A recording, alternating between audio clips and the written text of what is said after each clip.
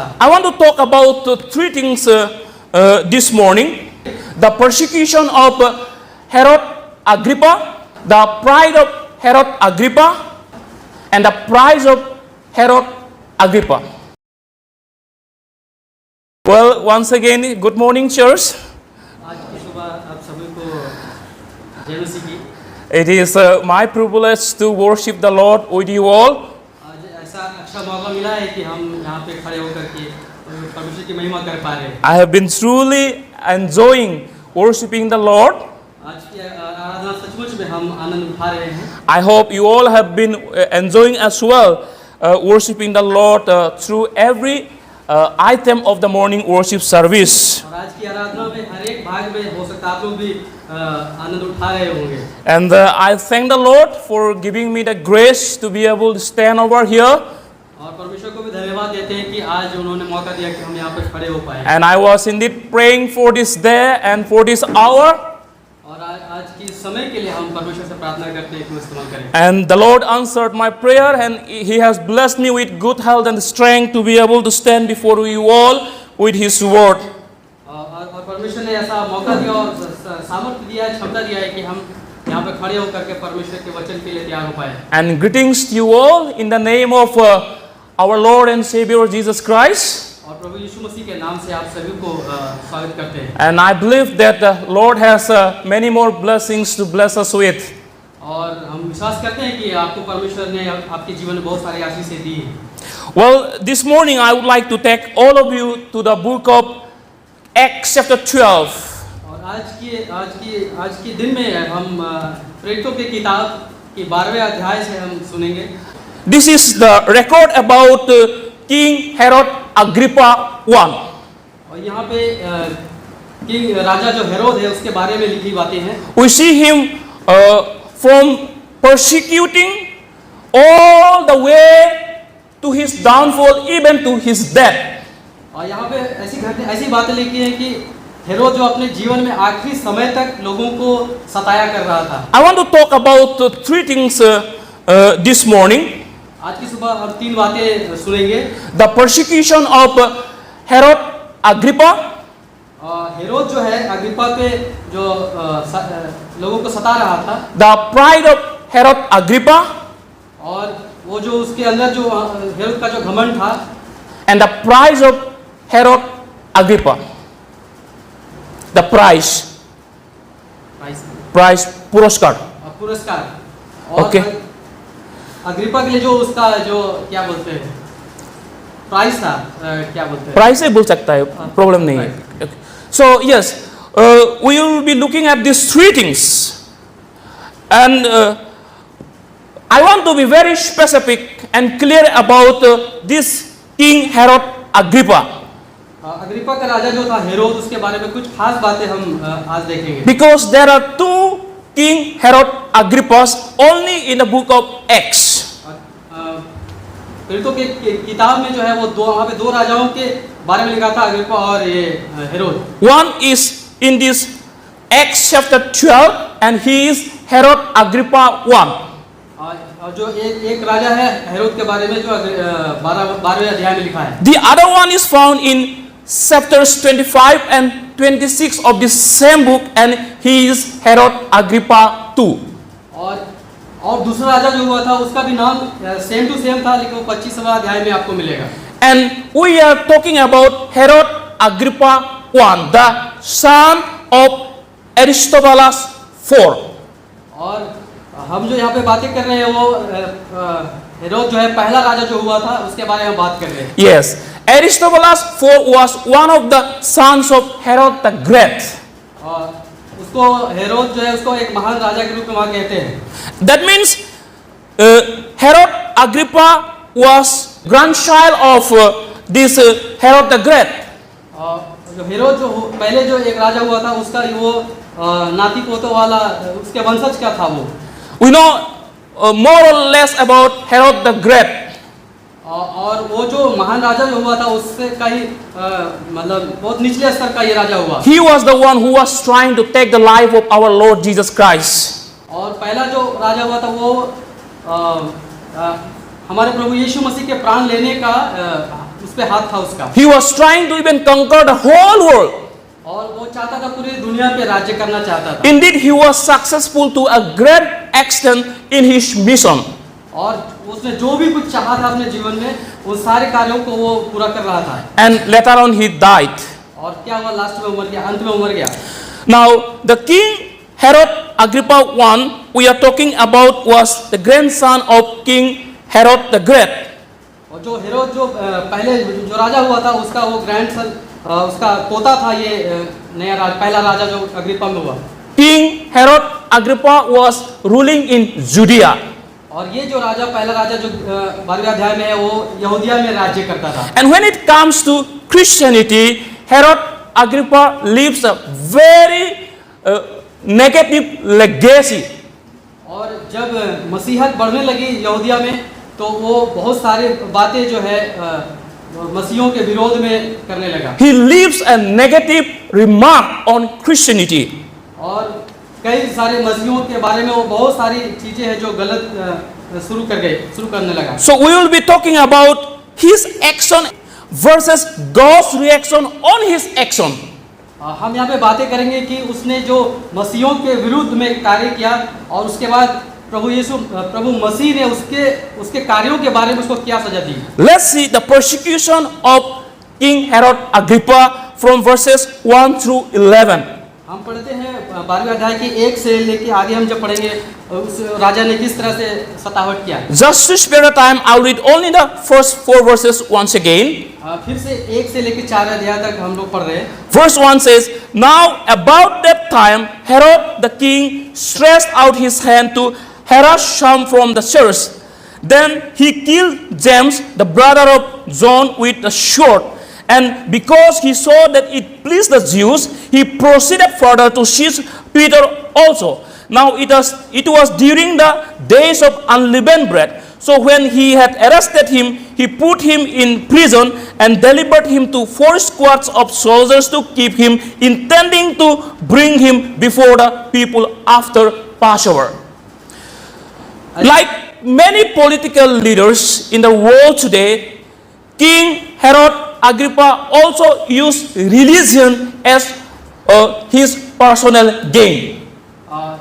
हमारे दुनिया में जब भी कोई राजा या कोई शासक होता है और वो इस्तेमाल करता है धर्म को लेकर के, वैसा ही ये राजा हेरोदेस ने भी किया। So verse 1 says that he began to harass some from the church. और पहले पद में लिखा है कि उसने सताहट को, मसीहों के सताहट को उसने एक जरिया बनाया। And he went step further to kill James, the brother of John.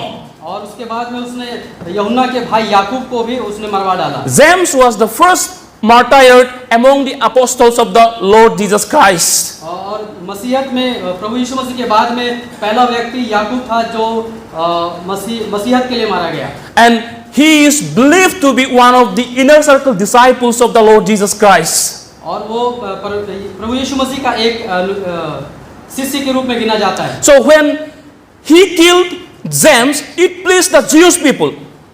और जब उसने राजा ने याकूब को मारा तो यहूदी उससे खुश हो रहे थे। When he saw that killing of James pleased his people, he even persuaded to kill Peter as well. और जैसे कि उसने याकूब को मारा, उसके बाद उसने पतरस को भी बंदी बना लिया। But he couldn't do at that time because Passover was there ahead. उसने याकूब को मारने के तुरंत बाद ही पतरस को पकड़ा, लेकिन उस वक्त पतरस के साथ उसने कुछ भी नहीं किया। Therefore, Peter was put in the prison, intending him to be executed after the Passover. क्योंकि वो जब उसको बंदीगृह में डाल दिया गया था, क्योंकि वो समय था जो फसह का समय आ रहा था। And while he was in the prison, the church was praying for Peter. और जब पतरस बंदीगृह में जेल में डाला गया था, तब जो कलीसिया है वो उसके लिए प्रार्थना कर रही है। Verse 5 says, Peter was therefore kept in prison, but constant prayer was offered to God for him by the church. This is one of the most beautiful examples the early church has set before all of us. शुरुआत की जो कलीसिया जब शुरू हुई थी, तब ये बहुत अच्छी बात थी, जब कुछ होता तो वो लोग लगन लगा के प्रार्थना करते थे। When Peter was persecuted, when even James was executed to death, the church didn't have any physical reaction to the persecutors. और जब कि याकूब मारा गया और पतरस को बंदीगृह में डाला गया और लोगों को सताया जा रहा था, लेकिन कलीसिया कभी भी ऐसे बाहर निकल करके कुछ नहीं करती, बल्कि बैठ के प्रार्थना कर रही थी। The best way to respond to persecution is prayer. और जब भी सताहट आती है तो उसका सबसे हमारे जीवन में होना चाहिए कि हम घुटने टेक के प्रार्थना करें। The church was praying for Peter. और जो कलीसिया है वो पतरस के लिए उस वक्त प्रार्थना कर रही है। When we are persecuted, we are tempted to react physically. जब भी हमें कोई कुछ मसीह के लिए कुछ कहता है तो हम उग्र हो जाते हैं, कुछ करने की कोशिश करते हैं। But when we see the examples of people in the Bible, they didn't react physically. और जबकि हम बाइबल पढ़ते हैं तो जब भी उनके ऊपर सताहट आई थी कलीसिया के ऊपर में, तो उन्होंने कभी भी ऐसे फिजिकली कुछ किया नहीं। The most powerful weapon they used to respond to persecution was prayer. सताहट के बदले में शुरुआती कलीसिया ने सबसे बड़ा हथियार इस्तेमाल किया था, वो था घुटने टेक कर प्रार्थना। And verse 5 says the church was constantly praying for Peter. और उस वक्त कलीसिया जो है लगातार प्रार्थना कर रही थी। And that's what exactly the Lord Jesus Christ also did. और ऐसा ही प्रभु यीशु मसीह ने भी किया था। He was praying for his enemies. जब वो सताए जा रहे थे तब उन्होंने अपने दुश्मनों के लिए प्रार्थना की। Even while he was being hanged on the cross, he was praying for his enemies. जबकि उनको क्रूस पे लटका दिया गया था, तब भी वो अपने शत्रुओं के लिए प्रार्थना कर रहे He थे। prayed to the Father, Father, forgive them, for they don't know what they do. जबकि वो प्रार्थना कर रहे थे कि हे पिता इनको क्षमा करना, जो इन्होंने ये कर रहे इनको पता नहीं क्या कर रहे। I've been thinking very seriously why people persecute Christ and Christians today. आजकल की ये बहुत गंभीर बात है कि क्यों मसीही लोग और मसीहियत सताए जाते हैं। And I have found the reason that they persecute Christ because they don't know Christ. ये सही बात है कि ऐसा क्यों होता है, क्योंकि लोग ऐसा इसलिए करते हैं क्योंकि वो परमेश्वर को और प्रभु यीशु मसीह को नहीं जानते। They don't know that God loves them and God loves everyone. क्योंकि परमेश्वर जब प्यार करता है हर एक को प्यार करता है। If you know someone who loves you, you will never intend to hurt that person. अगर आप किसी से प्यार करते हैं तो आप कभी किसी उसको चोट पहुंचाना नहीं The चाहते। fact that they persecute Christ and Christians today because they have not understood how much God loves them. लोग जो मसीहों को सता रहे हैं वो बिल्कुल नहीं जानते कि परमेश्वर ने मनुष्य को कैसा प्यार किया है। So that is what exactly happening with the persecutors of the early church. और शुरुआती कलीसिया में जब ये सब हो रहा था तब भी ऐसा ही था। They didn't try to understand the love of Jesus Christ who died for the sins of the world. और उस वक्त भी वो लोगों को पता नहीं चल रहा था कि प्रभु यीशु मसीह क्यों मारे गए हैं। उसके प्यार को नहीं समझा। So the early church prayed for the persecutor. और उस वक्त कलीसिया जो है जो सता रहे थे उनके लिए भी दुआ कर रहे थे। And that is how they responded to the persecution. और इस तरह से उन्होंने सताहट के बदले में ये कार्य किया। So King Herod Agrippa killed James. जबकि हेरोद ने याकूब को मरवा डाला। And he tried to kill even Peter as many as possible. और हो सकता था उसके बाद तुरंत वो पतरस को भी पकड़कर मरवा डालता। And when he put Peter in the prison, the church was praying to God on behalf of Peter. और जबकि जेल में पतरस को डाल दिया गया है और कलीसिया प्रार्थना कर रही है पतरस। And God answered the prayer of the church and delivered Peter out of the prison. और उस प्रार्थना का उत्तर परमेश्वर ने दिया और जेल से पतरस को निकाला। And later on, King Herod Agrippa was disappointed. और जो हेरोद राजा है वो बिल्कुल आश्चर्य करने लगा कि ऐसा कैसे हो गया। Because he didn't find him in the prison anymore. और उसके बाद उसने राजा ने कभी भी जेल में पतरस को मिला नहीं। So he poured out his anger on the guards of the prison. और जब उसको गुस्सा आया कि जब पतरस नहीं मिला तो गुस्सा आकर के उन्होंने जो जेल के कर्मचारी उनके ऊपर गुस्सा डाला। And he killed them as well. और उन कर्मचारियों को मरवा डाला। After that he went to Judea. और जब वो यहूदिया में गया। And he was there for long time. और यहूदिया में जाकर के बहुत दिन तक रहा। So there could be several reasons why King Agrippa was persecuting the church. Agrippa का राजा जो है वो कई कारण है जो कलीसियाओं को सता रहा था, And one of the reasons is for his political convenience. और वो एक कारण उसमें से ये हो सकता था कि वो लोगों को अपने शासन व्यवस्था के बारे में दुरुस्त दिखाना चाहता He था, sought to gain favor with the Jewish leaders and from his people. और वो चाहता था कि यहूदियों के जो याजक लोग हैं वो उनके तरफ हो जाए, That's why he was targeting the Christian community. और इसलिए वो मसीही लोगों को सता रहे बना। So to continue in the political power, he was targeting the Christian community because it pleased the Jewish people. और जो चीजें हेरोदेस राजा ने बचपन शुरुआती के समय से देखा था, अपने जीवन में बीता गया था, वही चीजें जब वो शासक बना तो उसने शुरू की। So when he saw persecuting the church had gained favor of the Jewish leaders, he even decided to kill Peter and as many as possible. और जब उसने मसीहत को सताया और फिर पीटर को पतरस को जब पकड़ा था तो वो चाहता था कि वो उसको मार डाले। So he was persecuting the church for his political power, अपनी राजनीतिक फायदे के लिए वो ऐसा करना चाहता था, and he also persecuted the church probably to maintain his family reputation. और इसलिए भी वो करना चाहता था कि अगर वो नहीं करेगा तो लोग कहेंगे कि उसके परिवार की सम्मान गिर रहा है, Because he came from Herod the Great. क्योंकि वो हेरोदेस के जो राजा हुआ करते उससे वंशज से आया था। We know how rebellious he was, how wicked King Herod the Great. और आप सोचिए जरा कि वो कैसा एक उग्र शासन व्यवस्था से होकर वो आया था। He was the one who killed his own family members. वो अपने सारे परिवार वालों को के सम्मान को चाहता था। Unthinkably, he was wicked. So to maintain that reputation for ruthlessness and control, he might be even doing that as well. हेरोदेस का वंशज जैसा करता हुआ आया था वो भी चाहता था कि वो उसी कार्य में और आगे बढ़े। So we see persecution in the church, हम लोग जब कलीसिया में सताहट देखते हैं, and persecution was there from the very beginning of the church. और ये जो सताहट है ये अभी नहीं है, शुरुआती से है, And persecution is there today.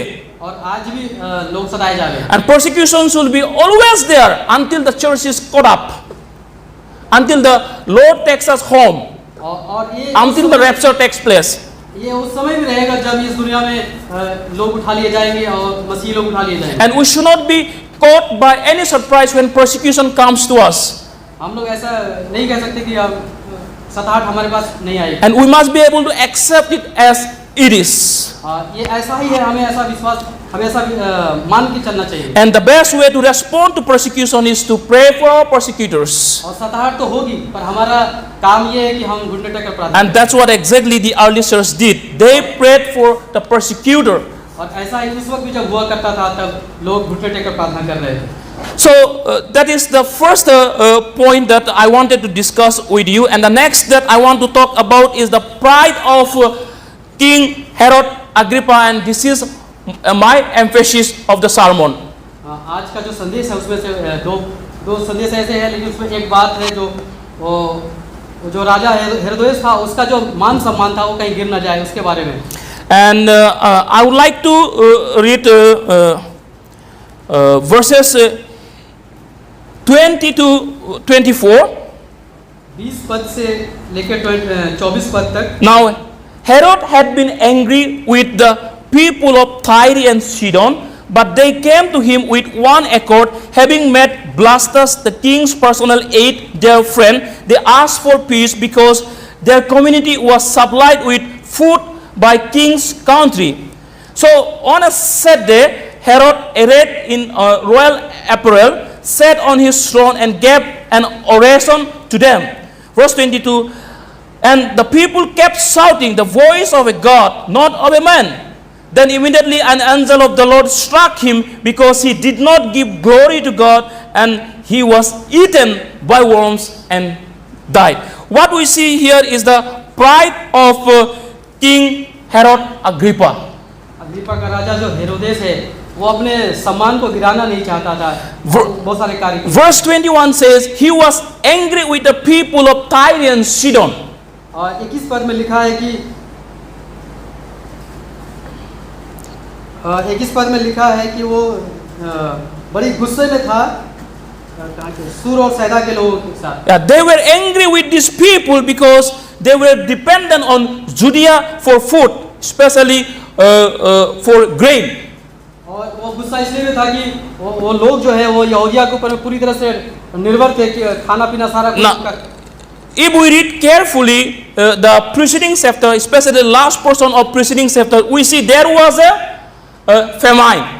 Famine affected Judea. There was a scarcity of food. जब भी खाने की कमी हुई है, So, King Herod Agrippa withheld food supplies to these people.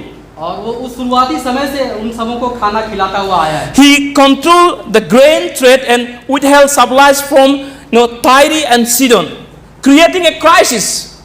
जब भी कोई क्राइसिस आया है तब उस वक्त में सारी की सारी मदद इस राजा ने की है। There could be many reasons why he was really trying to, keep all these people under control. इसलिए जबकि उन्होंने उनके ऊपर में मदद की है, इसलिए चाहता है कि सारे के सारे उसके वश में रहें। It could be some sort of even revenge. और कई बार वो उनसे के साथ वो रिवेंज लेना चाहता है। Some people believe that he might have pre-existing tensions and disputes with the leaders of Tyre and Sidon. सीदन और सूर और सैदा के जो लोग थे उनके साथ में बहुत सारे मतभेद शुरुआती समय से उनके बीच में रही है। That might be the reason he was taking the advantage. इसलिए उन सारी बातों पुरानी बातों को लेकर के भी वो अभी लाभ उठाना चाहता है। But one thing that I want to point out from here is that this could be very good reasons that he was trying to put the pressure on this people group. ये ठीक है कि वो एक बार के लिए उन सब लोगों के ऊपर में शासन करना चाहता है, उनको दबाव डालना चाहता है कि अपने हिसाब से कराना चाहता है। But I believe Agrippa might have seen this as an opportunity to showcase his strength and loyalty to Rome, and which could lead him to greater autonomy and leadership. He might be expecting if he could keep these people under his control that he would be rewarded by the Roman government. और राजा हेरोदेस के मन में ऐसा था कि जब भी वो कोई कार्य करे और इन लोगों के बारे में जब भी वो कुछ करे, वो चाहता है कि रोम का जो साम्राज्य है, उसका जो सम्राट है, वो भी उसको सम्मान देखे। And we see people from this Sidon and Tyre sending people to have reconciliation with Herod Agrippa. और सूर और सैदा के लोग हमेशा इन बात जुड़े रहते थे उन राजा हेरोदेस के साथ में, ताकि उनके साथ में तालमेल ठीक रहे। Whatsoever it may be, he was doing all these things for his own glory. और वो जितनी भी चीजें उन लोगों के बारे में कर रहा था, वो चाहता था कि उसकी सारा क्रेडिट वो सारा महिमा अपने ऊपर। He was doing all these things to promote himself above everyone, every nation, even trying to equate with God himself. और वो चाहता था कि जब वो लोगों के साथ जनता के साथ ऐसा कर रहा है, वो चाहता है कि वो उसका मान सम्मान इतना ऊंचा हो कि वो शायद अपने आप को परमेश्वर भी कह ले। And he would continue to do that for his self glorification until his final fall. और वो चाहता था कि कम से कम अंत में मुझे लोग सारा का सारा महिमा मुझे दे। Look at what the verse 21 says. On the appointed day, Herod, wearing his royal robes, sat on his throne and delivered a public address to the people. और 21 पद में लिखा है कि ऐसा करके जब वो राजा हेरोदेस अपने राज्य वस्त्र को पहनता है और अपने सिंहासन में बैठता है और लोगों को बातें करता है, चाहता है कि लोग उसकी प्रशंसा करें। The early church fathers believed that these royal robes were made of silver. और उस वक्त कहे जाते थे कि वो जो वस्त्र हुआ करता था वो सोने चांदियों का बना होता था। And I believe he did it intentionally. और वो खुद भी चाहता था कि ऐसा उसके साथ में हो। So when he was wearing that royal robes made of silver and stood before the people, sunlight reflected on that. जब वो राजवस्त्र पहनता है उसमें जो सोने चांदी लगे हैं, जब सूर्य की रोशनी पड़ेगी तो वो चमकेगा और उसका बड़ा नाम होगा, ऐसा सोचता था। And when the sunlight reflected on his clothes, he looked completely different. और जब रोशनी उसके वस्त्र पे पड़ती थी तो सचमुच में वो बहुत अलग सा व्यक्ति नजर आता था। And he was glowing. और वो बिल्कुल चमकदार शोभायमान हो जाता था And people got shocked. और लोग जो उनको देख करके उनकी आंखें फटी रह जाती थी। I believe he was a dynamic orator. और वो जो उस समय वो चीज था वो लगभग बिल्कुल आश्चर्य करने वाली बात। People easily got convinced. और ऐसा कर करके साधारण लोग हैं बिल्कुल उनको देख करके हो जाएंगे। And they started shouting, "This is the voice of a God, not voice of a man." और लोग ऐसा कहने लगे कि उस वक्त में कि ये जो बातें कह रहे हैं ये मनुष्य की नहीं है, परमेश्वर की है। And he accepted that it was God's voice, not his own. और वो ऐसा मान रहा था कि ये जो बातें बोली जा रही है ये परमेश्वर की नहीं है, उसकी खुद की है। That means he was equating himself with God. और वो अपनी बातें बोल करके अपने आप को परमेश्वर के बराबर तुल्य समझ रहा है। Imagine a man trying to equate with God. आप जरा सोच के देखिए कि एक मनुष्य अगर अपने आप को परमेश्वर के बराबर करता है, How arrogant this king could be. और बिल्कुल कितनी गड़बड़ बात है जब कोई अपने आप को परमेश्वर के बराबर करता है। He wanted to be God. वो चाहता था कि वो परमेश्वर की गिनती में आ जाए। He wanted to be worshipped by his people. वो चाहता था कि लोग जो है उसकी प्रशंसा करें। To this contrast, I would like to take all of you to the book of Acts chapter 14 verses 8 to 18. So here we see Paul healed a cripple.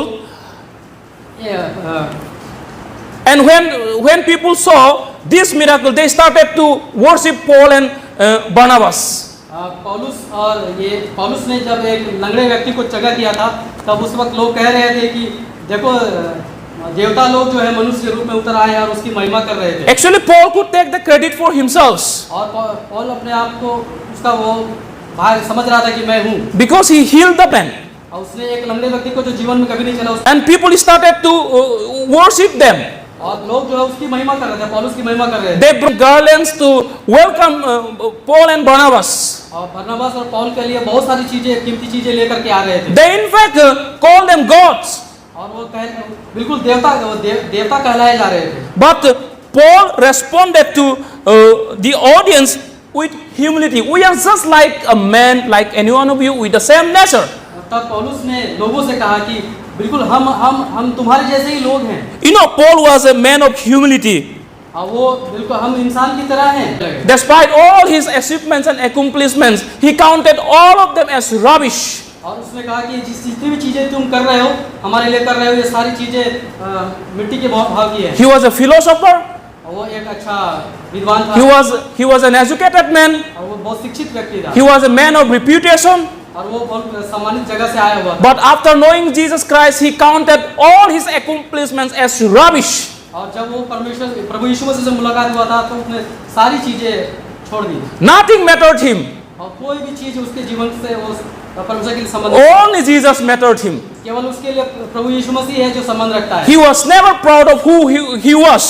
वो पहले क्या था बिल्कुल उसके घमंड उसमें बिल्कुल नहीं है। But in contrast to Paul, Herod was willing to take the glory for himself when people started calling him as God. पर यहाँ पर जब हेरोदेस राजा के बारे में देखते हैं तो हेरोदेस तो खुद को अपने आप को बड़ा बना रहा है। And he believed that his power came from his own strength and wisdom. और वो अपने जितनी भी सामर्थ्य है, जितना भी ज्ञान है सब इस्तेमाल कर रहा था अपने आप को बड़ा बनाने। So he accepted the worships and praises of the people instead of redirecting them to the glory of God. और परमेश्वर की महिमा होनी चाहिए पर वो सारी बातें अपने जीवन के लिए पूरी करवाना चाह रहा है। You know, when a person lacks in the knowledge of God and his sovereignty, he can go to be, idolized. और लोगों को जो ज्ञान कम होता है परमेश्वर ज्ञान नहीं रहता और लोग जो है मनुष्य को सेवा महिमा करने लगते हैं। King Agrippa disregarded God by idolizing himself to be worshipped by people. और जबकि राजा हेरोदेस अपने आप को महिमा करा रहा था तो परमेश्वर का जो है मार उसके ऊपर पड़ती है। I'm just reminded of Lucifer. आप लूसीफर को याद करिए। He was just like Lucifer. Lucifer ये हेरोदेस भी उसके जैसा ही होने लगा। Lucifer was wanted to be just like God. Lucifer जबकि अपने आप को कह रहा था कि मैं परमेश्वर के बराबर हूं। And in the similar way, this King Herod Agrippa was also wanting to be like God. ठीक उसी तरह राजा हेरोदेस भी अपने आप को परमेश्वर बना रहा है। And when people started worshiping him and throwing all the praises, he accepted them and he wanted to be considered in fact as God. और उस वक्त अपने आप को परमेश्वर बता ले कि जैसा वो खुद और लोग भी उसके लिए बहुत सारी चीजें उसकी महिमा के लिए कर रहे थे, And उसको ले रहा था। that pride ultimately led him to his downfall, और ये जो घमंड है उसके लिए गिरावट का कारण बनते गया। and he ended his life miserably. और जब वो जो उसका जीवन का अंत है वो बिल्कुल बहुत तकलीफ से हुआ। God gave him with a price. और वो उसके कर्मों का फल उसको परमेश्वर ने दिया। And I would like to read once again verse 23. और 23 पद में ऐसा लिखा है, Then immediately an angel of the Lord struck him because he did not give glory to God, and he was instantly eaten by worms and died. उसी क्षण प्रभु के एक स्वर्गदूत ने तुरंत उसे मारा क्योंकि उसने परमेश्वर को महिमा न दी और वह कीड़े पड़ के मर गया। The price of Herod's pride was death. अब हेरोद का जो घमंड है उसका जो प्रतिफल है वो उसका मृत्यु बना। He was struck to death. और वो बिल्कुल सड़ के मर गया। This was a divine judgment from God वो जो परमेश्वर का जो न्याय है उसके ऊपर प्रकट हुआ, because he was proud. क्योंकि वो घमंड से भर He गया। wanted to take the glory for himself. और जो परमेश्वर की महिमा है वो अपने ऊपर लेने He लगा wanted to be God and worshipped by people. और वो चाहता और अपनी महिमा लेने लग So गया। God struck him to death. और परमेश्वर ने स्वर्गदूत को भेजा और उसको मारा। You know, Herod Agrippa had enough time to repent. हाँ, हेरोदेस राजा के पास में बहुत समय था पश्चाताप करने का। He killed James, God was silent. और उसने याकूब को मारा और चुपचाप बैठा है। He tried to kill Peter, God was silent. और वो पतरस को भी बंदी बनाकर मारना चाहता है और बैठा है चुपचाप। Second chance he was given. और दूसरी बार भी वो उसको मौका मिला है। God gave him enough time to repent and to know him. और परमेश्वर को काफी समय दे रहा है कि वो पश्चाताप कर ले। But the hidden pride always blinded him to see the goodness of God and the glory of God.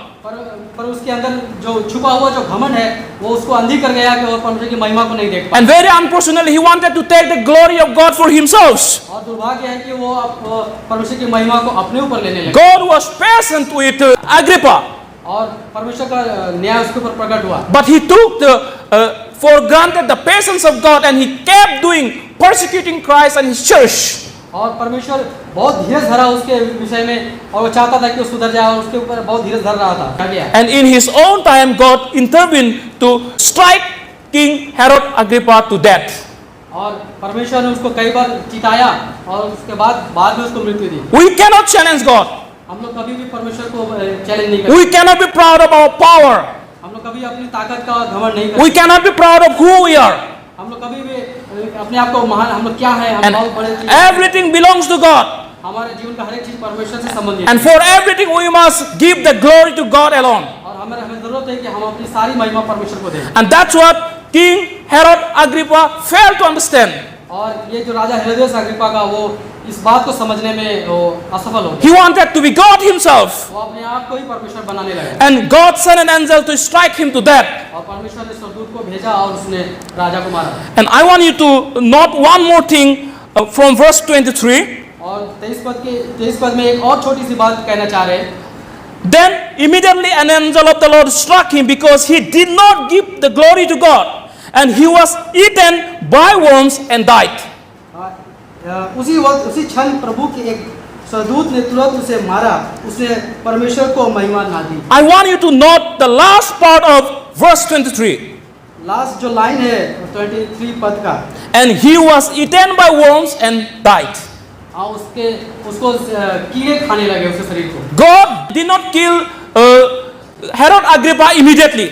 राजा हेरोदेस को परमेश्वर ने तुरंत नहीं मारा। He allowed him to be eaten by worms first. वहाँ पर परमेश्वर ने ऐसा कर दिया कि कीड़े उसके शरीर को खा रहे थे। What a painful judgment he received from the Lord. कितना तकलीफ दे न्याय परमेश्वर से उसको मिला। Imagine worms eating on your flesh. आप जरा अपनी ये करिए कि आपके शरीर को अगर कीड़े खाए कैसा लगे। Oh Lord, I never ever want this kind of judgment. इस तरह का हम अपने जीवन में कभी भी नहीं चाहेंगे। And the word worms is plural. Not only one worm. That means many worms were eating on his body. केवल एक कीड़ा उसको नहीं खा रहा था, जबकि बहुत सारे कीड़े उसको खा रहे थे। After he was eaten by worms only, he breathed his last. और जबकि कीड़े खा रहे थे अंत के समय में और उसने अपने आखिरी सांस ली।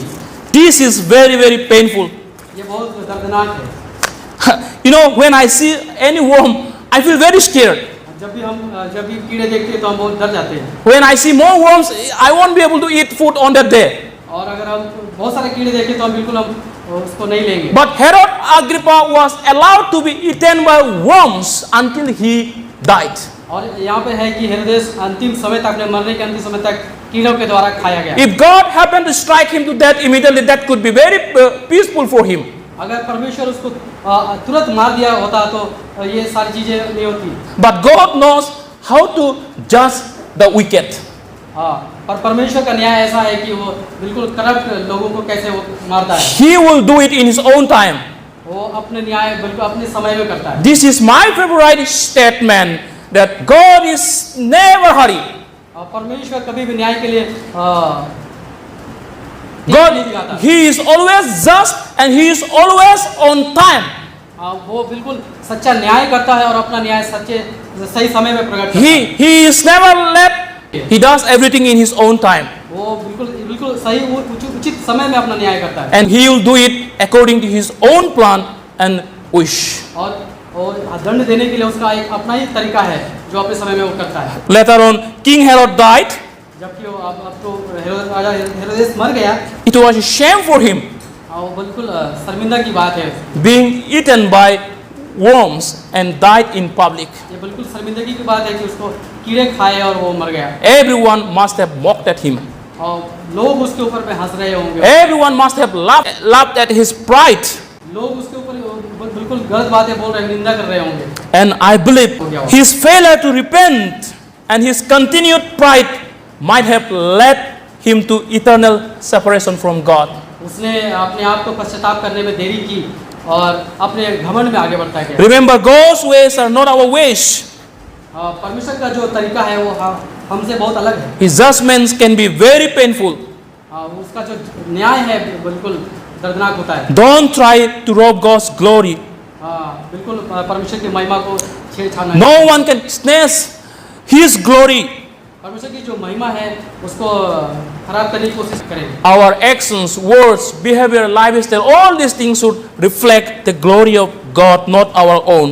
हम लोग का बोलना चलना बात करना हर एक बात जो है परमेश्वर की महिमा के लिए हो रहा है, ऐसा होना चाहिए। I like the prayer of the psalmist in Psalm number 115 verse 1.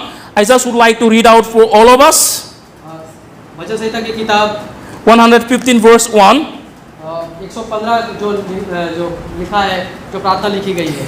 Psalmist says, "Not to us, O Lord, not to us, but to your own name give glory for the sake of your steadfast love and faithfulness." Psalm number 115 verse 1. You don't need to read, brother. So the psalmist says, "Not to us, O Lord, not to us." He repeatedly says the same thing. And he is so much fearful before God to take the glory for himself. और हम बिल्कुल भय खाते हैं इस बात से कि परमेश्वर की महिमा हम ना ले लें। No glory should be for ourselves. कोई भी बड़ी बात हमारे लिए नहीं है, सारी बड़ी बातें परमेश्वर। Every glory should be for God alone because His love endures forever. महिमा जो है वो हमेशा परमेश्वर के साथ ही जुड़ी है, हमारे साथ नहीं। Dear brothers and sisters in Christ, let us cultivate humility. हमारे मित्र भाई बहन, आइए हम परमेश्वर के राज्य का फसल काटे। Pride can lead anyone to downfall.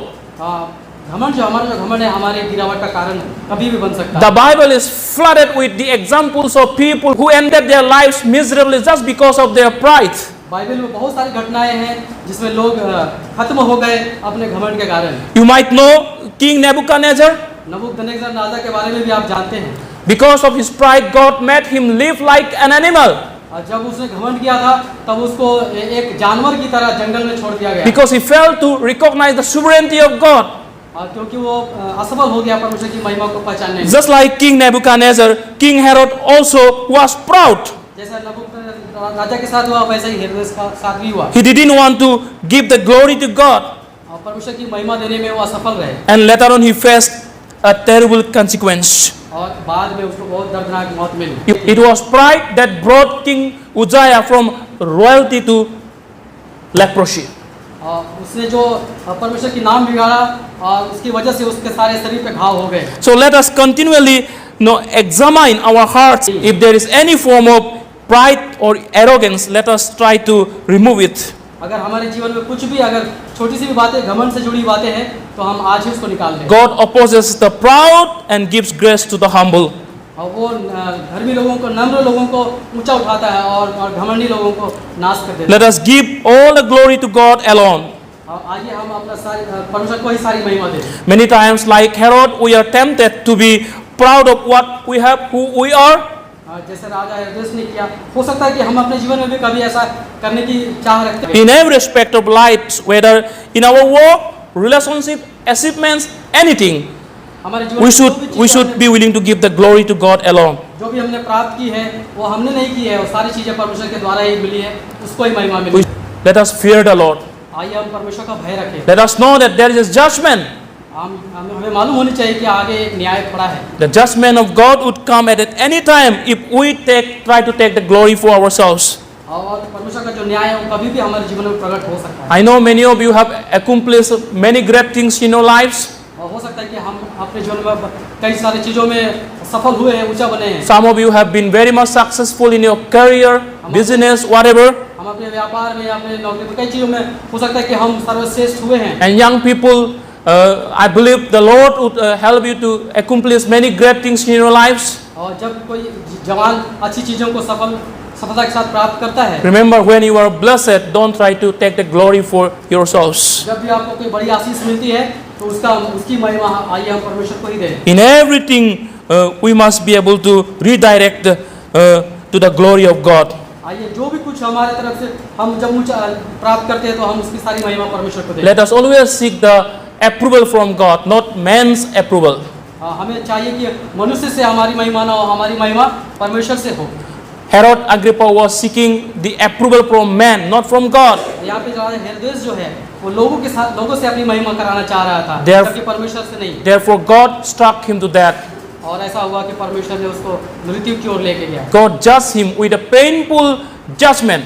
और कितनी दर्दनाक न्याय राजा हेरोदेस का किया गया That he was eaten by worms. वो कीड़े उसको खाए और वो मर गया। And he died. और वो मरा। Pride is something that God hates the most. घमंड जो है एक ऐसी चीज है जो हमें बहुत गिरावट में लेके जाएगा। Let us try to examine ourselves if there is any form of pride. If so, let us confess before the Lord before it is too late. आइए अपने उन खराब बातों को, उन पाप को हम मान लें परमेश्वर के सामने। In your life, remember, God will intervene in His own time. Let us be comforted that God is always there to deliver us from every evil attack. जब भी कोई हमारे जीवन में कोई करता है कुछ तो आइए हमें परमेश्वर की शांति मिले। May the Lord bless all of us as we have this sermon. आज की जितनी भी संदेश की बातें सुनी है, आइए परमेश्वर हम सबों को आशीष दे। May the Lord continue to fill our hearts with gratefulness to Him, knowing the fact that His faithfulness and love endures forever. परमेश्वर की जो विश्वास योग्यता है, आइए हमारे जीवन में हमेशा के लिए बनी रहे। May everything that we do be a reflection of God's glory. हमारे जीवन की हर एक हरकत जो है वो परमेश्वर की महिमा के लिए होनी चाहिए। May God bless all of you. आप सभी को परमेश्वर की महिमा आशीष मिले।